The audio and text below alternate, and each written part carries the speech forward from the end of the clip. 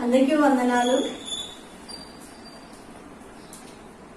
YouTube ద్వారా మరొకసారి మీ మధ్య రావడానికి దేవుడిచ్చిన సజీవ తరుణంతో వందనాలు తెలుస్తూ వాక్యాన్ని ధ్యానించుకునే ముందు ప్రార్థన చేసుకున్నాం. ప్రార్థన అందరూ కళ్ళు మూసుకున్నాం. మహాపరిశుద్ధుడైన మా దేవ, నీ పరిశుద్ధ పాదములకు లెక్కలేని వందనాలు స్తోత్రాలు చెల్లిస్తున్నాను. నాయన, ఈ సమయంలో నాయన మేము నీ వాక్యం ధ్యానించుండగా నీ సన్నిధి మాతో ఉంచండి, నీ ఆత్మతో అభిషేకించమని ప్రార్థన చేస్తున్నాను.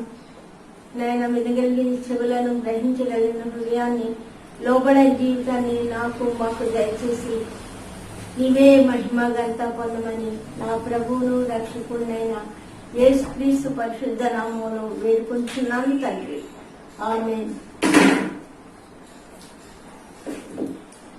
ఈరోజు క్యాలెండర్ వాక్యం సామెతలు 19:23.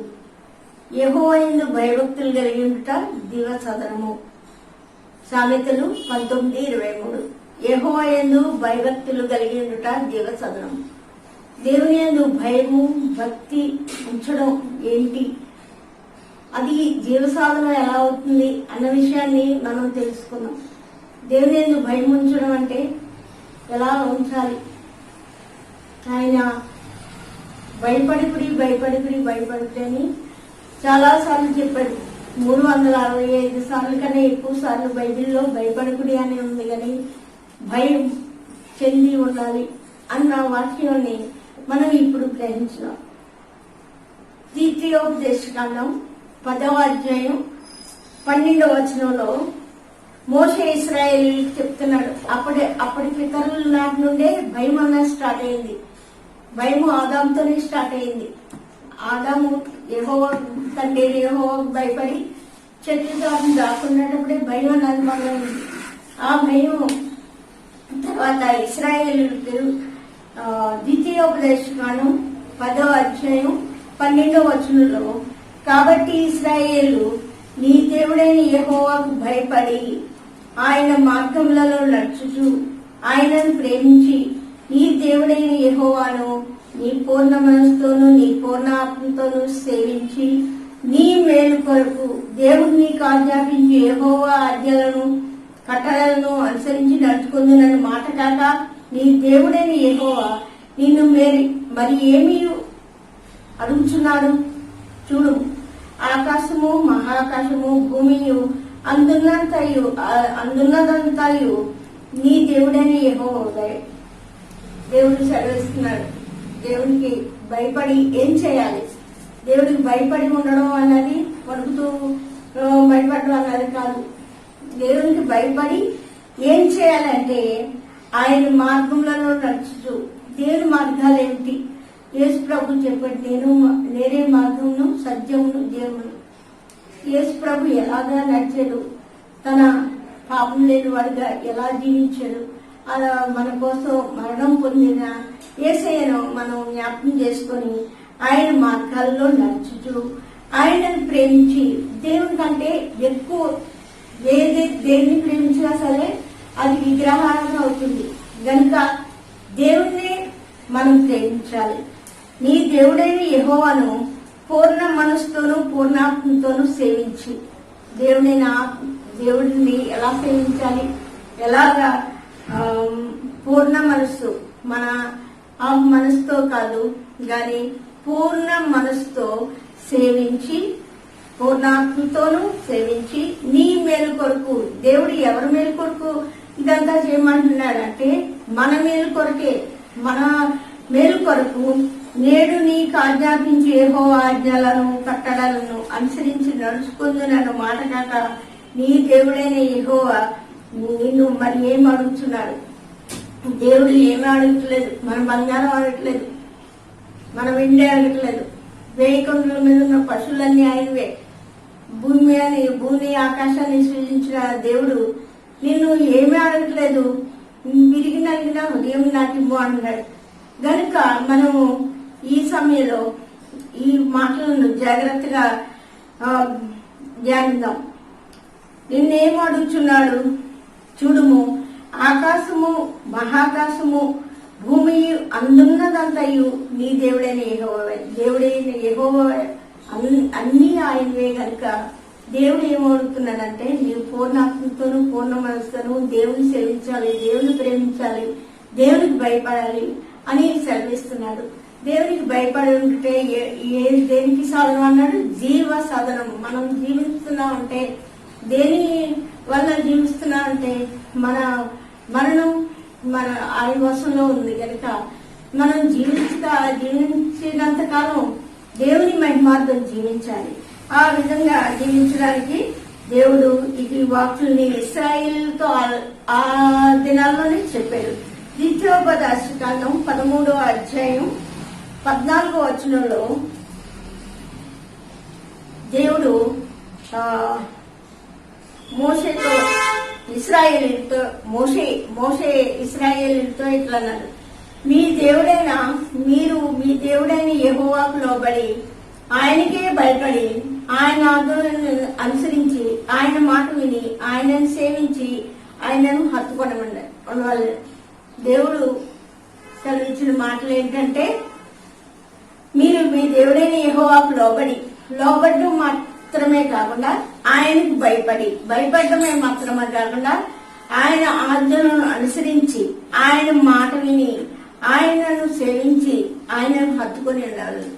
మనం ఎప్పుడు కూడా ఆయన మాట విని ఆయన హత్తుకొని ఉండాలని దేవుడు కోరుతున్నాడు కనుక మనం ఈ సమయంలో దేన్ని మానకూడదు, ఆయన్ని హత్తుకొని ఉండాలి. అనుక్షణము ఆయన్ని ప్రేమించడం, ఆయన్ని హత్తుకొని ఉండడం వలన దేవుడు మనకి ఎంతో ఆశీర్వాదం దయచేస్తున్నాడు.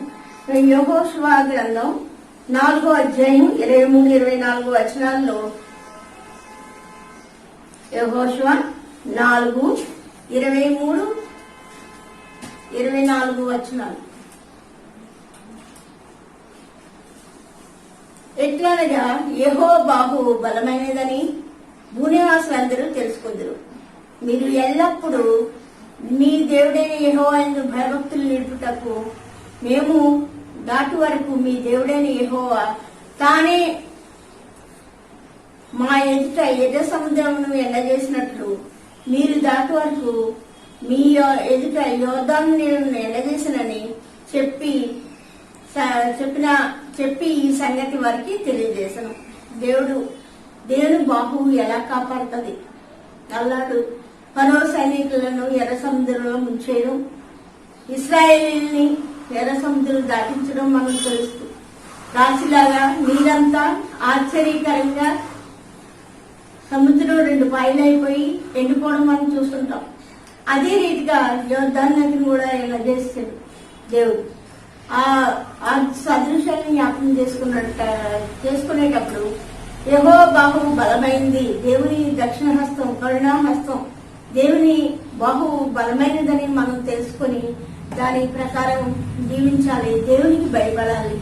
దేవునికి భయపడటం వలన భక్తి వలన మనకి అది జీవసాధనమై ఉంటుందని ఈ వాక్యం ఈవేళ మనతో చెప్తున్నాడు. యెహోషువ గ్రంథం 24:14-15 యెహోషువ 24:14-15 వచనం. కాబట్టి మీరు యెహోవా యందు భయభక్తులు గలవారై ఆయనను నిష్కపటముగాను సత్యముగాను సేవించుటూ మీ పితరులు నది అద్దరిని ఐగుప్తులో సేవించిన దేవతలను తొలగద్రోసి యెహోవానే సేవించుడి.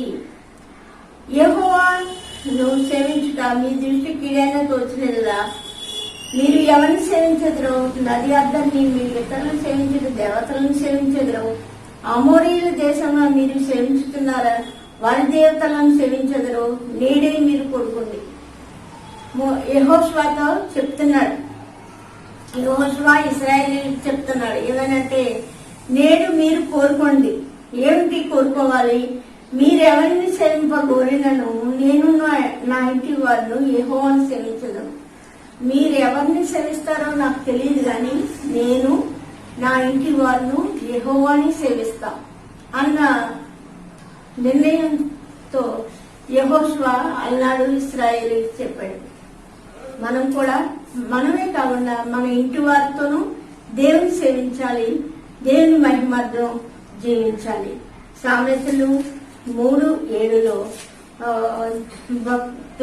జ్ఞాని అయిన సొలొమోను రాస్తున్నాడు, నేను జ్ఞాని కదా అని నీవు అనుకొనవద్దు, యెహోవా యందు భయభక్తులు కలిగి చెడుతనమును విడిచిపెట్టము. అప్పుడు నీ దేహం ఆరోగ్యంను నీ ఎముకలకు సత్వయ కలుగును. మనం యెహోవా యందు భయభక్తులు ఉంచడం అంటే చెడు మార్గములను చెడుతనమును విడిచిపెట్టాలి.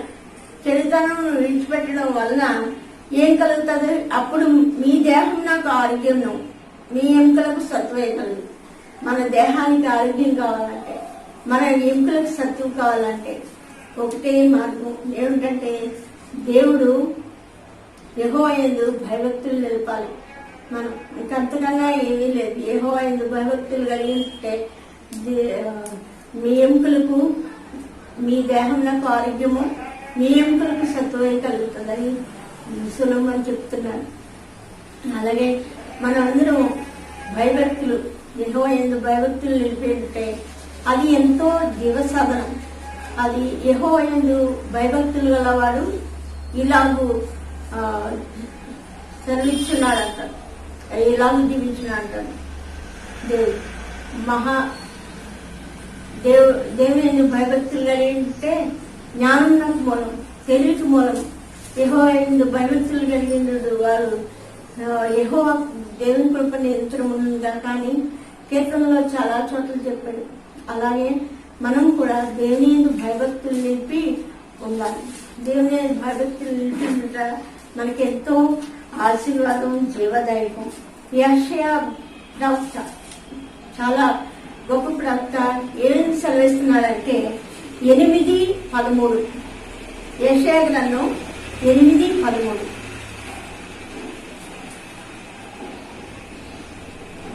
వారు భయపడడానికి భయపడి దానివల్ల దిగులు పడకుడి, సైన్యంలో అధిపతులు యెహోవాయే పరిశుద్ధుడు అనుకునేది. మీరు భయపడవలసిన వాడు ఆయనే, ఆయన కోసమే దిగులు పడగలరు. మీరందరూ దేవుని కోసం భయపడాలి, ఆయనకే భయపడాలి. కానీ మనం ఈ లోకంలో జీవిస్తున్నప్పుడు భార్య భర్తకు భయపడుతుంది, తండ్రి అంటే పిల్లలు భయపడతారు, ఉద్యోగస్తులు యజమానులకు భయపడతారు, అధికారులకు అందరూ భయపడతాం. కానీ మనం భయపడాల్సింది ఎవరికి అంటే ఇక్కడ ఖచ్చితంగా యెషయా ప్రవక్త చెప్తున్నాడు, మీరు భయపడవలసిన వాడు ఆయనే, ఆయన కోసమే దిగులు పడాలి. మనం ఎలా భక్తి భయము కలిగి ఉండాలని దిగులు పడాలని చెప్తే మనం దేనికోసం భయపడతలేదు. వాక్యం సెలవిస్తుంది ఏమంటే యెహోవాయే వెలుగును రక్షణనై ఉన్నాడు. నేను దేనికి భయపడాలి? నేను ఈ విడనాడును మిమ్మల్ని ఎడబాయను అంటున్నాను. దేనికోసం మనం నరమాత్రుడు నాకేం చేయగలడు అని అన్నాడు దేవుడు. కనుక మనం దేనికి భయపడకూడదు. కానీ మనం యెహోవా యందు భయభక్తులు నిలిపి ఆయన మార్గం అనుసరించి నడుచుకున్నప్పుడు ఎన్నో ఆశీర్వాదాలను చూస్తాం. దేవుని దగ్గరికి వచ్చేవారి గురించి హెబ్రీ గ్రంథంలో రాస్తాడు పౌలు. ఏమంటే దేవుని యొద్దకు వచ్చాడు, ఆయన ఉన్నాడనియు ఆయన యుద్ధకు వచ్చేవారికి ఫలం దయచేయవాడని మీరు ఎదుగురా అంటాడు. దేవుని యుద్ధకు వచ్చేవాడు ఆయన ఉన్నాడని, దేవుడు ఉన్నాడు అని మనం గ్రహించినప్పుడు దేవునికి భయపడతాం. మనం ఆకాశంకి ఎక్కినను, మనం భూమి దిగంతంలో ఉన్నప్పటికీ అగాధ స్థలాల్లోకి వెళ్ళినప్పటికీ ఎక్కడ దాక్కోలేము. భూమి ఆయన పాదపీఠం, ఆకాశము ఆయన సింహాసనం. కనుక మనం ఎక్కడా దాక్కోలేము. దేవుడు ఎప్పుడు చూస్తాడా? పరిశుద్ధ ఆకాశంలో నుండి దేవుడు తన కన్నులారా నరులను చూస్తున్నాడు. ఆయన చూసే దేవుడు, పరిశోధించే దేవుడు, పరీక్షించే దేవుడు అని మనం గ్రహించినప్పుడు మనం ప్రతి విషయంలోనూ భయపడతాం. మనం ఏం చేస్తున్నా, ఎక్కడికి వెళ్తున్నా, ఏం మాట్లాడుతున్నా సరే భయము భక్తి కలిగి ఉంటాం. కనుక మనం దేనికి భయపడే విధంగా ఉండాలి. మత్తయి సువార్త 10వ అధ్యాయం 23వ వచనంలో యేసు ప్రభు చెప్తున్నాడు, మరియు ఆత్మను చంపనాడక దేహంనే చంపువానికి భయపడకుడి, గాని ఆత్మను దేహంను కూడా నరకంలో నశింపజేయగలడానికి భయపడండి, మిక్కిలి భయపడండి అంటున్నాడు. యేసు ప్రభు మాటలు ఇవి శిష్యులతో చెప్తున్నాడు. ఆత్మను చంపలేక దేహంనే చంపువారికి పడకుడి, గాని ఆత్మను దేహంను. మనకి శరీరానికి ఏమి సంబంధించిన శరీరం చనిపోతుంది. ఏదన్నా ఎవరైనా మనకి అపకారం చేయాలంటే శరీరాన్ని చేస్తారు, కానీ ఆత్మని ఎవరు చంపలేరు. ఆత్మ దేవుడిచ్చింది కనుక దేవుడి వద్దకే వెళ్ళిపోతుంది కనుక దేవునికే భయపడది అని సెలవిస్తున్నాడు యేసు ప్రభు. లూకాసు వార్త 23:40 వచనం. అయితే రెండవ వాడు వాడిని గద్దించి, నీవు అదే శిక్షా విధిలో ఉన్నావు గనుక దేవునికి భయపడవా. యేసుక్రీస్తు శిలువ మీద ఉన్నప్పుడు 2 దొంగలను కూడా శిలువ మనం శిక్ష వేసినప్పుడు ఒక దొంగ అంటున్నాడు, నువ్వు రక్షించుకో, మమ్మల్ని కూడా రక్షించు అని సవాల్ చేస్తున్నాడు దేవునితో. రెండవ వాడు అంటున్నాడు, నీవు అదే శిక్షా విధిలో ఉన్నావు గనుక దేవునికి భయపడవా. శిలువ మీద ఉండి రెండవ వాడు కూడా అంటున్నాడు, దేవునికి భయపడాలి. మనం మనుషులకు భయపడకూడదు, శిక్షకు భయపడకూడదు, దేనికి భయపడకూడదు, కానీ దేవునికి భయపడాలని ఆ దొంగ అక్కడ పాఠం నేర్పుతున్నాడు. దేవుని యందు భయభక్తులు కలిగి ఉంటా దేవ సాధనం. ఆ రెండవ దొంగ వెంటనే ఏమైందంటే, నేనే నీవు పరదేశంలో ఉంటామన్నాడు. యేసు ప్రభుని జ్ఞాపకం చేసుకోమంటే దేవుడు పరదేశనే ఆ దొంగకి ఇచ్చాడు. కనుక అలాంటి ఆశీర్వాదాలు ఎన్నో ఉన్నాయి బైబిల్లో. దేవుని యందు భయం నిలపాలి, భక్తిగా ఉండాలి. రోమా పత్రిక 11వ అధ్యాయం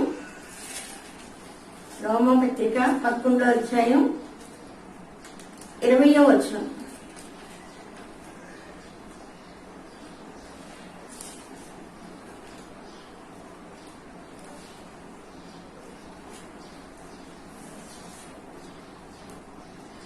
మంచిది, వారు అవిశ్వాసం బట్టి విడిచివేయబడి నీవైతే విశ్వాసం బట్టి నిల్చున్నావు, గర్వింపగా భయపడదు.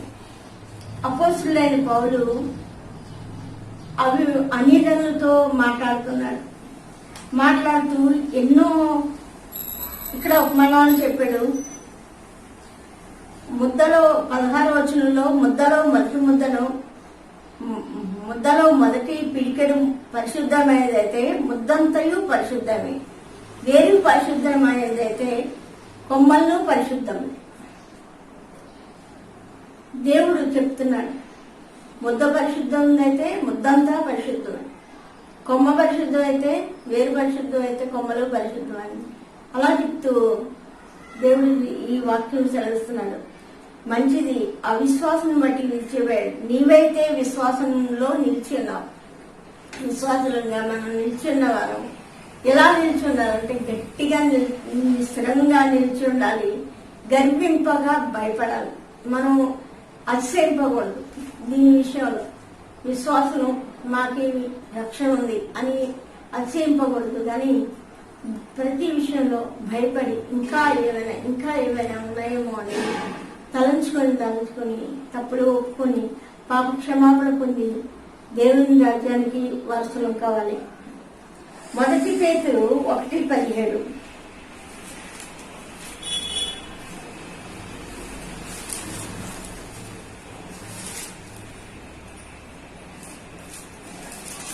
మొదటి పేతురు 1:17లో పక్షపాతం లేకుండా క్రియలను బట్టి ప్రతివాన్ని తీర్పు తీర్చువాడు తండ్రి అని మీరాయనకు ప్రార్థన చేస్తున్నారు కనుక మీరు పరదర్శులైనంత కాలము భయంతో గడుపుడి. ఇక్కడ పేతురు సెలవిస్తున్నాడు ఏంటంటే విశ్వాసులతో చెప్తున్నాడు, పక్షపాతం లేకుండా, దేవునికి పక్షపాతం కాదు, దేవుడు పక్షపాతి కాడని చాలా చోట్ల ఉంది. క్రియలను బట్టి ప్రతి వానికి తీర్పు తీర్చేవాడు. మన క్రియలు ఎలా ఉన్నాయని పరీక్షించుకోవాలి. దేవుడు తీర్పు అనేది మనకి ఒక రోజు ఉంది. ఆ రోజులో మంచి వాటిని చెడ్డ వాటిని వేరు చేస్తాడు. మనం మంచి పనులు చేసిన వాళ్ళైతే మన పనులు మన వెంట వస్తాయి. గనుక మనం క్రియలను బట్టి ప్రతి వాడిని తీర్చువాడు తండ్రి అని మీరు ఆయనకు ప్రార్థన చేస్తున్నారు. మనం ప్రార్థన చేసేటప్పుడు ఏం చేస్తాం? యేసు నామమున వేడుకొంచున్నాం తండ్రి అంటాం. కనుక ప్రతి ప్రార్థన తండ్రికే చేరుతుంది. కనుక యేసు నామంలో చేరుతుంది. కనుక తండ్రికి ప్రార్థన చేస్తున్నారు. కనుక మనము పరదేశంలో ఉన్నంతకాలం బయలుతో గడపాలి. మనం పరదేశమే, ఈ దేశం మనది కాదు. ఇక్కడ కొంతకాలం జీవిస్తాం, 40 ఏళ్ళు, 50, 60, 70, 80 అలా మన ఆయుష్ని బట్టి జీవిస్తాం. మనది ఈ లోకం కాదు. మనం పరదేశంలో ఉన్నంతకాలం భయంతో గడుపుడి అని పేతురు చెప్తున్నాడు. భయంతో భక్తితో గడిపితే ఈ లోకంలో తర్వాత శాశ్వత జీవం నిత్య జీవంలోకి మనం వెళ్ళినప్పుడు మన సంతోషంతో దేవునితో కూడా జీవిస్తాం. దేవుడు మన ప్రతి అవసరాన్ని తీర్చే దేవుడుగా ఉన్నాడు. మొదటి పత్రిక పేతురు మొదటి పత్రిక 2వ అధ్యాయం 17వ వచనం. 2వ అధ్యాయం 17వ వచనం. అందరినీ సన్మానించుడి, సహోదరులను ప్రేమించుడి, దేవునికి భయపడేది, రాజుని సన్మానించుడి. మనం ఈ లోకంలో జీవించినంత కాలం అందరినీ సన్మానించాలి. ఎవరిని ఎదురాని అని, ద్రోహిని అని ఎవరిని తిరస్కరించకూడదు. అందరినీ ప్రేమించాలి. దేవుడే మనం ప్రేమించినప్పుడు మనం ఇతరులను ప్రేమించకపోతున్నాం. కనుక దేవుడు చెప్పాడు, పొరుగువారిని ప్రేమించండి అన్నాడు. దేవుని ప్రేమించండి, పొరుగువారిని ప్రేమించండి అని. మనకు ప్రేమ లేని జీవితం ఉన్నది కనుక చెప్తున్నాం ఈ లోకంలో. కనుక మనం అందరినీ సన్మానించాలి, సహోదరులను ప్రేమించండి, దేవునికి భయపడాలి. అన్నిటికన్నా ముఖ్యంగా దేవునికి భయపడండి, రాజును సన్మానించండి అని హెచ్చరిస్తున్నాడు పేతురు. ఈ హెచ్చరికలను గుర్తుపెట్టుకొని దేవునికి భయపడాలి. దేవునికి భయపడి జీవిస్తే మనకి ఎంతో మేలు, ఎంతో ఆశీర్వాదం ఉంది. చివరిగా మనం ప్రకటన గ్రంథంలో 14వ అధ్యాయం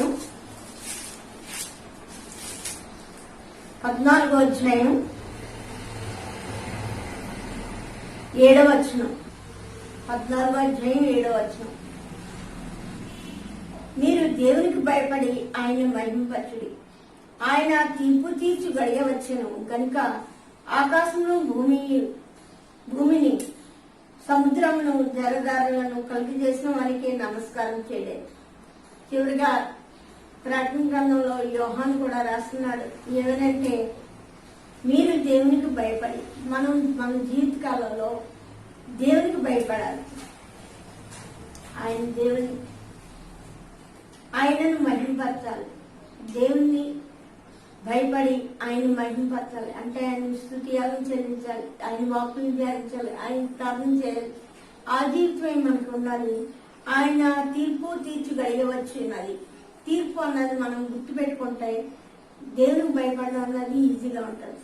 తీర్పు దినాన్ని మనం ఏ గుంపులో ఉంటామో మనకు తెలియదు. మనం మంచి చేయడానికి ప్రయత్నించాలి.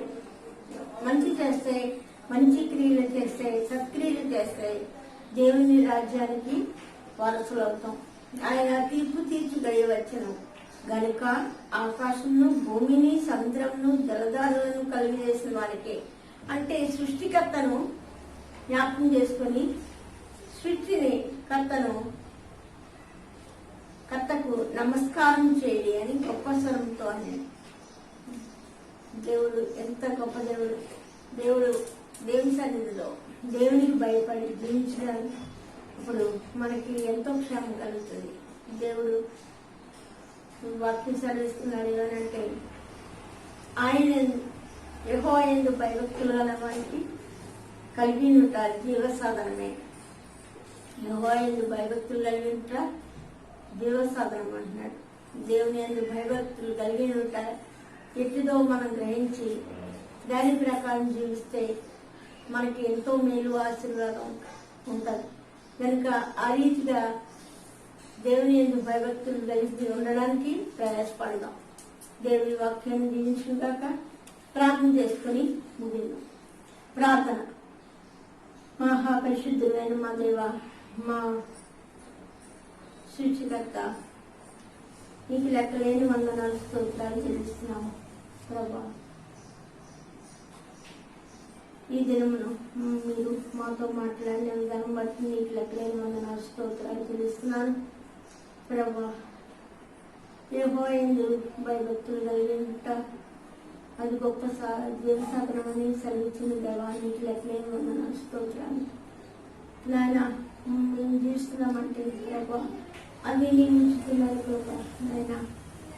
ఈ భయంకరమైన దినాల్లో మేము జీవిస్తున్నాం నాయన. భయంకరమైన రోగాలన్నిటిగా మేము జీవిస్తున్నాం నాయన. మా దేవసాధన ఉంటుందిగా ప్రభా నాయన. నీకు తెలుస్తున్నాను నాయన. మీ అందరి భయమును భక్తిని మాకు నేర్పించండి నాయన. మీ అందరి భయభక్తులతో మేము నేను సేవించి నేను మీ మార్గాలను అనుసరించి మీ కథలను అనుసరించి నడుచుకునే భాగ్యం దయచేయండి ప్రభా. నీ ఎందు భయభక్తులు వారికి ఏం మేలు సెలవిచ్చిందేమో. నీ ఎందు భయము కలిగి ఉంటే మాకు ఆశీర్వాదము అందిస్తాను నా దేవా. నీకు లెక్కలేని వందనాలు స్తోత్రాలు. మా జీవితాలను అంతట్లో నేను నీవు ఉన్నవాడని నేను నీతో వచ్చే వారికి ఫలం దయచేసి దేవుని గుర్తికి ప్రభా మేము ప్రార్థించి కృపను దయచేయండి నాయన. హౌస్ ఆఫ్ ప్రేయర్ సంఘస్థులందరినీ కాపాడడానికి నీకు వందనాలు చెల్లిస్తున్నాను. దినదినము శక్తితో నింపండి, నీ ఆత్మతో అభిషేకించండి నాయన. ప్రతి కుటుంబాన్ని నీ కృపగల హస్తాలకు అప్పచెప్పుకుంటున్నాం. కరోనా వైరస్ ని తగ్గిస్తున్నందుకు నీకు లెక్కలేని వందనాలు స్తోత్రాలు ప్రభా నాయన. నీ బిడ్డలైన వారిని అందరినీ కాపాడిన విధానం బట్టి నీకు లెక్కలేని వందనాలు స్తోత్రాలు. కాపాడుతున్న విధానం బట్టి నీకు లెక్కలేని వందనాలు స్తోత్రాలు ప్రభా. మమ్మల్ని మేము నీకు సమర్పించుకొని నీ యందు భయభక్తులు నింపి జీవించుటకు నీ కృపా సహాయాన్ని నిలుగా దయచేసి ఈ జీవనంతో నింపమని యేసు పరిశుద్ధ నామంలో మిక్కిలి వినయపూర్వకంగా వేడుకొనిచున్నాను తండ్రి. ఆమేన్. అందరికీ వందనాలు.